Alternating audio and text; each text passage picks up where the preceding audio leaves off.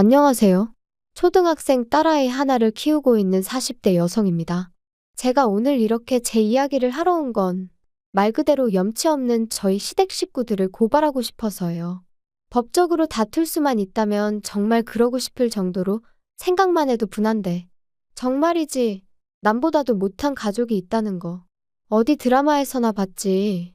제가 직접 겪게 될 줄은 상상도 못했다니까요. 일단 제 이야기를 좀 하자면 제가 고등학교 2학년 때 아버지께서 세상을 떠나셨어요. 화재 사고였지요. 참으로 억울한 게 원래 저희 아버지는 본사에서 근무를 하셨는데 그날은 공장에 내려가 봐야 할 담당자가 휴가를 내는 바람에 어쩔 수 없이 저희 아버지가 가시게 되셨거든요. 그리고 그날 딱 사고가 난 거예요. 어이없는 사고로 아버지를 잃은 후 아버지와 사이가 좋으셨던 어머니는 밤낮으로 눈물을 흘리셨고 저는 저대로 매사에 비관적인 사람이 되어갔지요. 게다가 이후로 어머니도 저도 전혀 알지 못했던 빚들이 여기저기서 하나둘씩 튀어나오는데 정말 환장하겠더라고요. 뿐만 아니라 저희 모녀를 더 미치게 했던 건 아버지의 형제들 그러니까 친척들이었어요. 사람이 죽었는데 기껏 저희 집에 찾아와서는 형이 재산을 얼마나 남겼냐, 보상금은 얼마나 받았냐, 자기들이 정말 힘들어서 그러니 좀 나눴으면 안 되겠냐. 형이 살아있었다면 무조건 나눠줬을 거다. 말 같지도 않은 소리를 어찌나 뻔뻔하게 내뱉어대던지. 그때 정말 처절하게 배웠어요. 피가 물보다는 진하다고 해도 돈보다는 못하다는 걸 말이죠. 그리고 그런 일련의 시간은 저에게서 미래에 대한 꿈도 희망도 다 빼앗아 갔어요. 대학이니 뭐니 그런 게 뭐가 중요한가. 주변의 모든 일이 무의미하게 느껴졌고 그 어떤 열정도 생기지가 않더라고요. 그래서 대학을 포기했어요. 나중에서야 그 선택을 후회하기도 했지만 그땐 제 나름대로 최선의 선택이었죠. 그리고 이후로도 한동안 방황을 하던 제가 정신을 차리게 된 계기가 있었으니 그건 바로 제 은인이나 마찬가지인 사장 언니를 만나면서였습니다. 당시 저는 그래도 제 용돈은 벌었어야겠다는 생각으로 디저트 가게에서 아르바이트를 하고 있었는데 그때만 하더라도 가게가 자리를 잡기 전이라서 아르바이트생이라곤 저 하나밖에 없었거든요. 그리고 사장 언니는 사장과 아르바이트생이라는 관계에도 불구하고 저를 정말 친동생처럼 아껴주었어요. 뿐만 아니라 제가 디저트에 흥미를 보이니 틈틈이 어떻게 만드는 건지 가르쳐주기까지 했지요. 너무 기뻤어요. 사실 집에서 흉내라도 내보고 싶은 적이 한두 번이 아니었는데 도구 하나 제대로 갖춰진 게 없었기에 엄두도 못 내고 있었거든요. 그리고 그렇게 계속 배우다 보니 누구한테 말하진 못했지만 언젠가 나도 이런 가게를 하고 싶다는 꿈을 갖게 되었지요. 하지만 그 행복이 오래가지는 않았습니다. 당시 어머니 허리 디스크가 악화되면서 일을 좀 쉬셔야 하는 상황이 되었으니까요. 그래서 저는 어쩔 수 없이 디저트 가게 일을 그만두고 말 그대로 돈을 벌기 위한 직장을 구해야만 했어요. 그나마 다행이었던 건 사장 언니의 도움으로 비교적 쉽고 빠르게 한 사무실에 취업을 할 수 있었다는 거예요.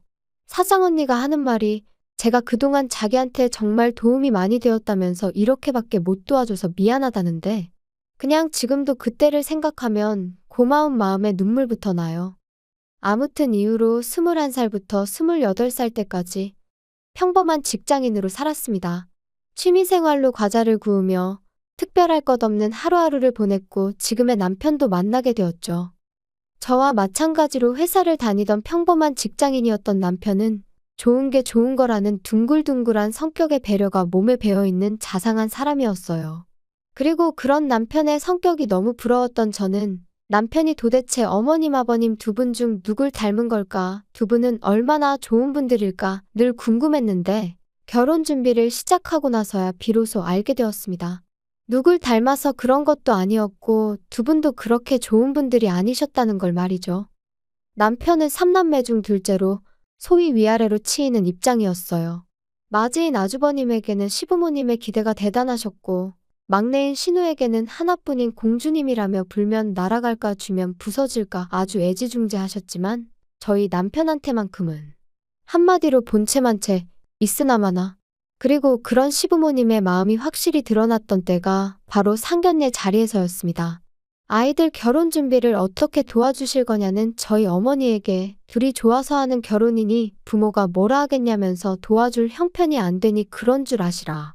그 일로 우리 아들을 사위로 못 받아들이시겠다면 그 또한 뭐 어쩔 수 없다. 한마디로 배째라는 식으로 나오시더라고요. 그리고 정말로 저희 시부모님이 돈이 없으셔서 그러신 거라면 해주지 못하는 부모의 마음은 오죽하겠나 그렇게 생각하면 생각했지 원망은 하지 않았을 겁니다. 하지만 그게 아니었어요. 남편은 제가 속상할까봐 차마 말을 못했었다는데 알고 보니 저희보다 2년 일찍 결혼한 아주버님한테는 시부모님께서 집과 차를 해주셨었다는 거예요. 그것도 대출 하나 없이 말이죠. 그리고선 남편한테 하셨던 말이 원래 장남이 잘 돼야 집안이 잘 되는 거라고. 그러니까 샘내지 말라시더랍니다. 솔직히 그 이야기를 듣곤 기분 안 상할 사람이 몇이나 될까요? 아무리 시부모님 재산이니 저희가 가타부타 말할 게 못 된다지만 그래도 사실을 알고 나니 너무 기분이 나빴죠. 남편은 저에게 자긴 괜찮다며 덤덤하게 말했지만 저는 솔직히 저희를 안 도와주셨다는 사실보다 아주버님과 저희 남편을 대놓고 그렇게 달리 대하셨다는 게 말 그대로 기분이 더러웠어요. 하지만 제가 그런 티를 낸다고 상황이 달라질 것도 아니고 그래서 남편한텐 그랬네요. 뭔가를 받을 땐 그만큼의 책임이 따르는 거 아니겠냐. 나는 상대적으로 그만큼 홀가분해졌다 생각하겠다. 그런데 황당한 상황은 여기서 끝이 아니었습니다. 듣기론 아주버님네는 결혼 직후부터 아이를 갖기 위해 노력을 했다는데 이유는 잘 모르지만 어째서인지 임신이 잘 안 되는 모양이더라고요. 반면에 저희는 솔직히 말하면 집이라도 장만하고 이후에 아이를 가질 생각이었는데 뜻하지 않게 1년 만에 아이가 생겼지요. 그리고 시부모님과 저희 부부의 사이가 좋고 나쁘고를 떠나 어쨌든 제가 손주를 가진 거니 이 소식을 안 알릴 수는 없잖아요. 그래서 양쪽 집안에 제 임신 사실을 알렸습니다. 그런데 황당하게도 시부모님께선 저더러 제 임신 소식을 아주버님네는 모르게 하라셨어요. 어이가 없었죠. 이러나 저러나 애는 때가 되면 나와야 되는데 그럼 그때 가서 뭐 다리 밑에서 주워왔다고 하라는 건지. 하지만 시부모님은 계속해서 아주버님이고 형님이고 스트레스 받게 하지 말라며 신신당부를 하셨으니 참 서글프대요. 그리고 결국은 걸렸습니다. 임신한 지 6개월째 되던 때 추석이었는데 시부모님이 못 오게 하셔서 안 갔거든요. 그런데 이제 형님이 난리가 났던 거죠. 어떻게 자기도 왔는데 제가 안 올 수가 있냐면서. 아주버님도 저희 부부더러 싸가지가 있네 없네. 그리고는 급기야 둘이서 저희한테 한마디 해야겠다며 연락도 없이 찾아와서는 불러온 제 배를 보고 충격이 컸던 모양입니다. 자기들을 기만했다면서 저희 때문에 족보가 다 꼬이게 생겼다고 억지를 써대더라니까요.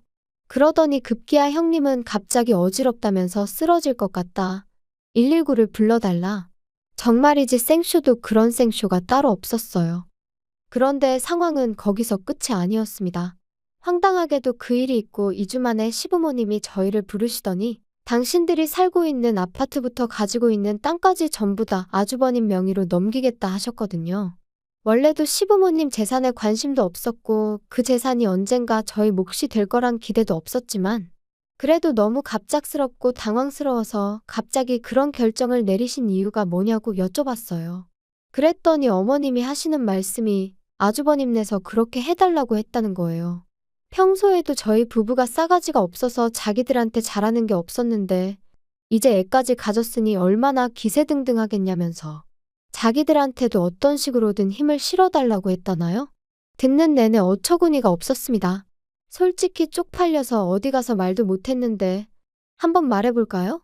저희 결혼하는데 시부모님은 한 푼도 안 보태주신 건 물론이고 남편 대학 다닐 때 딱 2번 학비 내주셨다는데 그걸 핑계로 축의금을 다 가져가셨어요. 게다가 아주버님네 부부는 매일같이 돈 자랑을 해대는데 정작 저희 결혼할 때 축의금으론 달랑 10만 원 했더라고요. 물론 그마저도 구경도 못했지만 아무튼 이미 그런 역사가 있었으니 아무리 저희 남편이 사람이 좋다고 해도 뭘 얼마나 잘하고 싶었겠어요? 까놓고 말해서 그냥 명절이고 시부모님 생신이고 봐야 하는 날에만 보는 거고 그때는 그냥 인사나 하고 마는 거지. 저희가 뭐가 좋다고 거기 붙어서 허허실실 싸바싸바를 했겠냔 말이죠. 그런데 아주버님이나 형님은 자기들이 보기엔 저희 부부가 가진 것도 없는데 자기들한테 아쉬운 소리를 안 하니 그게 그렇게 꼴보기가 싫었던 모양입니다. 10년도 더 된 이야기인데 또 생각하니 속에서 우라가 치미네요. 저는 시부모님한테 그래도 재산을 다 넘기시는 건 신중하셔야 된다고, 한번 넘어가고 나면 되찾아오시기도 힘들다고 말씀드렸어요. 그리고 여기엔 정말 사심은 없었고 두 분이 너무 아주버님과 형님한테 끌려다니시는 거 아닌가 싶어서 제가 시부모님한테 좋은 감정이 있던 것은 아니었지만 어쨌든 걱정스런 마음에 드린 말씀이었죠. 하지만 시부모님은 오히려 제가 하는 말에 노여워하셨습니다. 너네 참 이상하다. 왜 부모 자식 사이를 이간질을 하냐? 제가 무슨 이간질을 했다고 정말 걱정이 돼서 드리는 말씀이에요. 아이고 걱정 같은 소리 한다. 다른 사람도 아니고 우리 장남한테 준다는데 어디 감히 그런 소리를 해. 그리고 너네 혹시 우리 재산에 흑심이라도 있으면 꿈깨라. 이거 너네가 아무리 술을 써도 너네 거 안 돼. 장남해줘야지. 장남이 잘 돼야 집안이 잘 풀리는 거라니까. 그리고 생각해봐라. 너네는 걔들한테 미안하지도 않냐? 걔네 그렇게 노력하는 거 다 알면서 놀리는 것도 아니고 불쑥 애를 가지면 어떡해? 사람이 말이야 때를 기다릴 줄도 알아야지. 그리고 그때 옆에 있던 그 순하디순한 제 남편이 더는 못 참고 목소리를 높이더라고요. 알아서들 하세요. 그러다 후회할 일 생겨도 저희는 몰라요. 저희한테 도와달라 어떻게 해달라 그런 말씀 절대로 하지 마시라고요.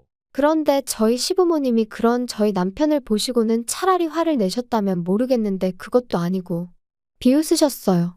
얘네들 좀 봐. 아주 웃겨 죽겠네. 니들이 뭐가 있다고 우리가 거기다 손을 벌리겠냐? 니들이 뭐 가진 게 뭐가 있어서 우리가 거기다 손을 벌려. 걱정 마라. 절대로 손 안 벌리니까. 시부모님의 그런 반응에 남편과 저 두 사람 모두 크게 상처를 받을 수밖에 없었습니다. 그리고 그때부터 남편도 저도 말 그대로 이를 갈았어요. 비록 시댁과 인연을 끊고 살 수는 없겠지만 적어도 저쪽에 아쉬운 소리하는 일은 없게 하자. 죽어도 두 번 다시 무시당하는 일은 없을 거다. 말 그대로 작정을 하고 살았지요. 그리고 지난 10년 동안 많은 변화가 생겼습니다. 일단 결혼한 지 6년 만에 저희 두 사람 명의로 된 아파트를 장만했어요. 비록 대출도 껴있고 구축이긴 했지만 생각보다 이른 목표 달성에 얼마나 기쁘던지. 하지만 이 기쁨에 초를 치는 이가 있었으니 그 또한 말 안 해도 아시겠지요? 바로 저희 시댁 식구들이었습니다. 솔직히 얼마나 반가운 사람들도 아니다 보니 딱히 자랑하고 싶은 마음도 인정받고 싶은 마음도 없었는데 그래도 남편은 저하고는 조금 달랐던 모양이에요. 당신들 도움 없이도 내가 여기까지 왔다고, 이만큼 해놓고 산다고 나름대로의 성과를 알리고 싶은 눈치더라고요. 그리고 저는 그런 남편이 왠지 안쓰럽기도 하고 조금은 이해도 되었기에 그러라 했어요. 시댁 식구들 다 불러서 집들이 한번 하자고요. 그런데 집들이 당일 너나 할 것 없이 다들 빈손으로 와서는 여기저기 흠잡기에 급급할 뿐이었습니다. 이렇게 좁아터진 집에서 어떻게 애를 키우고 사냐? 이런 데서 살 거면 전세나 살지 이걸 뭐 한다고 매매를 했냐? 덕담이나 한마디 해주시던가 그마저도 힘드시면 그냥 말을 마시지. 오죽하면 우리 부부랑 아예 안 보고 사시려고 저러시는 건가 싶더라니까요. 그리곤 쓱 남편 표정을 살피니 아니나 다를까 입은 꾹 다물고 얼굴부터 목까지 벌개져서는 안쓰러워 죽겠더라고요. 그래서 그때 이후로는 전보다 더더욱 거리를 두고 지내기 시작했지요. 그러다 저희 애가 초등학교에 들어가고 얼마 지나지 않았을 무렵 저는 사장언니로부터 생각지도 못한 제안을 받게 되었습니다. 사장언니 말이 자기가 애들 때문에 급하게 이민을 가게 되었다면서 자기 가게를 인수받으면 어떻겠냐고요. 이미 하겠다는 사람은 여럿 있었지만 제가 계속 마음에 걸렸다면서 만약에 제가 한다고만 하면 저한테는 권리금 없이 그냥 넘기겠다는데 솔직히 그렇게 제 생각을 해줬다는 사실만으로도 너무 고마웠네요. 하지만 한편으론 내가 할 수 있을까 하는 걱정도 컸어요. 아이를 키우는 동안 나름대로 배운다고 전문학교를 다닌 적도 있었고 집에서 꾸준히 만들어 보기도 했지만 남한테 제대로 평가를 받아본 일이 많지 않다 보니 스스로에 대한 믿음이 부족했달까요? 하지만 결론부터 이야기하자면 결국엔 한번 부딪혀 보기로 했어요. 사람 일이라는 게 뭐든지 해보고 나서 결정해도 늦지 않는다는 친정어머니의 말씀에서 용기를 얻었죠. 그리고 그 이후로 지금까지 저희 부부에게는 좋은 일만 있어 왔습니다. 남편은 좋은 조건의 대기업으로 이직에 성공했고, 제 가게 또한 나날이 인기가 좋아져 3호점까지 냈으니까요. 그뿐인가요? 집값도 올랐지, 아이는 성실하고 건강하게 자라주고 있었지. 어느 것 하나 불만을 가질 이유가 없었어요. 그리고 그렇게 행복하고 편안한 하루하루가 이어지면서 시댁 식구들에 대한 관심은 점점 멀어져만 갔습니다. 사실 사이가 안 좋아지기 시작한 무렵부터 한동안은 그래도 시댁 식구들이 어떻게 지내고 있는지 알아야 할 것 같았고, 뭐랄까.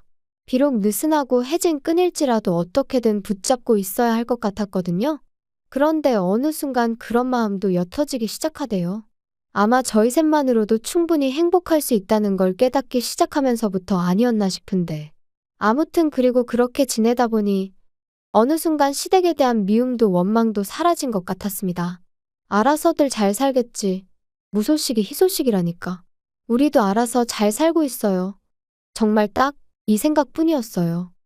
하지만 올해 초 전혀 생각지도 못한 소식을 듣게 되었습니다. 평소에 왕래라곤 요만큼도 없었던 신우한테서 말이지요. 어떻게 제 번호를 알게 된 건지도 모를 만큼 소원한 사이였는데, 난데없이 신우가 전화를 해서는 저희더러 무심하니였더니 한참을 떠들어대대요. 그리고는 한다는 말이 아주버님네가 난리가 났다면서 큰일 났다는데, 솔직히 하나도 궁금하지 않았어요. 하지만 안 물어보면 이 전화가 끝날 리가 없겠구나 싶어. 무슨 일인데 그래요? 언니 어떡하면 좋아요. 우리 큰오빠 아주 쫄딱 망하게 생겼어요. 그리고 이때까지만 해도 저는 솔직히 기껏해야 아주버님이나 형님 둘 중 한 분이 바람이라도 났나 싶었는데, 쫄딱 망하다니 그게 다 무슨 소리예요. 알아듣게 얘기를 해봐요. 글쎄 세상에 큰오빠가 큰언니랑 상의도 없이 엄마 아빠가 준 땅도 다 팔아버리고 아파트 담보로 대출도 있는 대로 끌어다가 주식을 했대나 코인을 했대나 진짜 미쳤나 봐요. 어떡해요? 그걸 저한테 물어도 제가 무슨 말을 해야 할지 모르겠네요. 아니 근데 솔직히 작은 오빠랑 언니 때문이기도 해요 이게. 큰오빠가 하는 말이 두 사람 사는 게 하루가 다르게 나아지는 것 같다면서 엄청 조바심을 냈거든요. 혹시 우리한테 말 안 하고 뭐 재테크했어요? 아니 그렇잖아. 어떻게 이 집만 자꾸 살림이 펴? 아무튼 그래서 큰오빠가 조바심이 나서 그런 거에 손을 댔나 봐요. 어떡하면 좋아요? 작은 오빠랑 언니가 좀 방법을 찾아봐요. 이러다 두 사람 원망 듣게 생겨서 내가 걱정이 돼서 연락한 거라니까요? 기가 차서 신우더러 그걸 말이라고 하냐고 따졌어요. 그리고 아가씨도 지금 나이가 몇인데 전할 말 못 전할 말 구분도 못하느냐고, 그런 말을 나한테 전하면 내 입에서 좋은 소리가 나가겠냐고 쏘아붙였습니다. 설령 재테크를 했다고 해도 그게 우리가 아주버님이나 형님한테 양해를 구할 일이냐, 사과를 할 일이냐. 황당하다 그랬지요. 그랬더니 신우가 한다는 말이 다 같이 잘 먹고 잘 살면 좋은 거 아니냐는데. 그렇게 생각하는 사람들이 시부모님한테 재산 다 받아내고 동생네는 거들떠도 안 보냐고 또다시 받아쳤어요. 그러자 신우가 저더러 언니 그렇게 안 받는데 돈 얘기에 되게 민감하답니다. 그러니 더 할 말이 없었죠. 참고로 그렇게 아주버님 재산 다 퍼주실 때 신우 앞으로도 오피스텔 하나 해주셨어요. 정말 저희만 아무것도 안 해주셨다니까요. 그렇게 기분 나쁜 연락을 마치고 남편에게 이런 연락이 왔었다고 알렸습니다. 그리고 남편의 반응은 저랑 별반 다르지 않았죠. 이제 와서 그런 소리를 왜 우리한테 하냐면서 몹시 마음 상해했거든요. 그런데 며칠 전 어머님한테 걸려온 전화를 받게 되면서 그제서야 신우가 괜히 연락을 했던 게 아니라는 걸 알게 되었습니다. 어머님하고는 참으로 오랜만에 통화였는데 어머님은 가타부타 설명도 없이 다짜고짜 앓는 소리 죽는 소리를 내기 시작하셨어요. 그리고 저는 그런 어머님의 푸념이랄지 신세한탄을 들어드리고 싶은 마음은 손톱만큼도 없었기에 하실 말씀이 뭐냐, 용건만 말씀하시라 했지요. 옆에 있던 남편도 귀찮다는 듯이 손만 내저을 뿐이었고요. 너는 정말 말을 서운하게 하는구나. 시애미가 전화를 하면 잘 지내셨냐, 아픈 데는 없으시냐, 근심거리가 있으시냐 그런 거 물을 생각은 안 하고. 아주버님이 어련히 잘 챙겨드리고 계시지 않겠어요? 무슨 일 때문에 그러시는데요? 우리 장남이라면 내가 생각만 해도 눈물이 날라 그런다. 걔가 지금 너무너무 힘들어하고 있어. 혜지한테 다 들었지? 아가씨랑 얼마 전에 통화를 하긴 했는데 잘은 몰라요. 그런데 아주버님이 힘드신데 왜 저한테 연락을 하셨어요? 제가 딱히 해드릴 게 없는 것 같은데. 왜 해줄 게 없어? 있으니까 내가 연락을 했지. 아무래도 나랑 네 시아버지랑 당분간 너희 집에 가 있어야 될 것 같다. 갑자기 그게 무슨 말씀이세요? 저희 집에 오신다니 도대체 왜요? 아니 부모가 자식 집에 간다는데 무슨 왜요야 왜요는. 큰애가 지금 사는 집을 비워줘야 되는데 뭐 돈이 좀 그래서 당분간 우리 집에 와 있어야 된다잖니? 그런데 너도 우리 집 알잖니? 거기서 어떻게 다 같이 살아? 게다가 이 집도 명의가 큰애 앞으로 되어 있어서. 아무튼 우리가 그래서 일단은 큰애한테 집을 비워주고 우리는 너희 집에 가 있으려고 그런다. 그러니 그런 줄 알고 방 하나 만들어놔. 알겠지? 아주버님네랑은 못 사시는데 저희랑 어떻게 살아요? 그리고 내드릴 방 없어요. 걔네가 우리가 있으면 애를 어떻게 만들어? 넌 왜 이렇게 생각이 없냐? 어머님, 결혼하고 이제껏 안 생기면 둘 중 누구한테 문제가 있어도 있는 거 아니겠어요? 아무튼 그거야 아주버님네 사정이고 저는 어머님 아버님이랑 같이 못 살아요. 여기로 오지 마세요. 그리고 그때 남편이 저한테서 핸드폰을 뺏어가더니 스피커폰으로 돌리고는 화를 내기 시작했습니다. 우리한테 부탁하는 일 없을 거라 하시지 않으셨어요? 가진 것도 없는 저희한테 뭘 바라겠냐면서 있는 대로 비웃으셨을 땐 언제고 이제 와서 같이 살자고 하면 제가 좋다고 할 줄 아셨냐고요. 죽이 되든 밥이 되든 형님하고 사세요. 아니면 어떻게든 지금 두 분이서 사시는 집은 지키시던가요. 아무튼 저희는 요만큼도 얽히고 싶지 않으니까 이런 연락이라면 하지 마세요. 남편은 자기 할 말을 마치기가 무섭게 전화를 끊었고 이후로 한동안 복잡한 표정을 하고 있었습니다. 그리고 저는 무슨 말이라도 해야 하나 싶었지만 그냥 기다렸어요. 남편이 먼저 무슨 말이라도 해주기를 말이죠. 그러자 한 시간쯤 지났으려나 신우한테 다시 전화가 와서는 아주 생난리를 치대요. 저희 때문에 지금 어머님이 울고불고 난리시고 아주버님네가 저희 가만 안 둔다고 그랬다고요. 어이가 없어서 하나도 안 궁금하니까 소식 전하지 말라고 했어요. 그리고 아주버님한테 가만 안 둘 거면 어쩔 건지 마음대로 해보라 전하라 했습니다. 우리도 이제 정말 겁날 거 하나 없고 막말로 평생 안 보고 살아도 된다고요. 남편도 질세라. 형 노릇이나 똑바로 하면서 뭐라고 해야 씨가 먹히지 않겠냐며 화를 내대요. 그런데 어이없게도 시부모님은 기어이 짐을 바리바리 싸들고는 저희 집에 오셨어요. 끊임없이 눌러대는 벨소리에 당황스럽고 이웃에게 미안하여 현관을 열었더니 왜 문을 이제 여냐며 씩씩대시는데 순간 기가 막혀서 말이 안 나오더라니까요. 게다가 황당해서 이게 무슨 경우시냐니까 부모가 자식 집에 온 건데 어쩌라는 거냐며 저를 밀치시곤 그대로 집 안으로 들어가시기까지 하셨습니다. 그래서 제가 남편에게 전화를 걸어 상황을 알리니 남편이 좀만 기다리라대요. 그래서 저는 부엌에 시부모님은 거실에 말 그대로 팽팽한 긴장감이 흘렀습니다. 그리고 얼마간의 시간이 흘렀을 무렵 세상에 남편이 경찰을 대동하고 왔더라고요. 그리고는 모시고 나가달라는데 솔직히 경찰은 저희 집안 사정을 모르니 아마 저희 부부가 정말 나쁘게 보였을 거예요. 그래도 부모라는데 추운 겨울날 모시고 나가달라 하니까 어이가 없었겠지요. 하지만 뭐 막말로 체면이고 나발이고 아무튼 신랑이 끝에 아주버님이 와서는 그렇게 시부모님을 모시고 갔어요. 저희한테 쌍욕을 하길래 한 번만 더 해보라고 그러면 고소하겠다 했네요.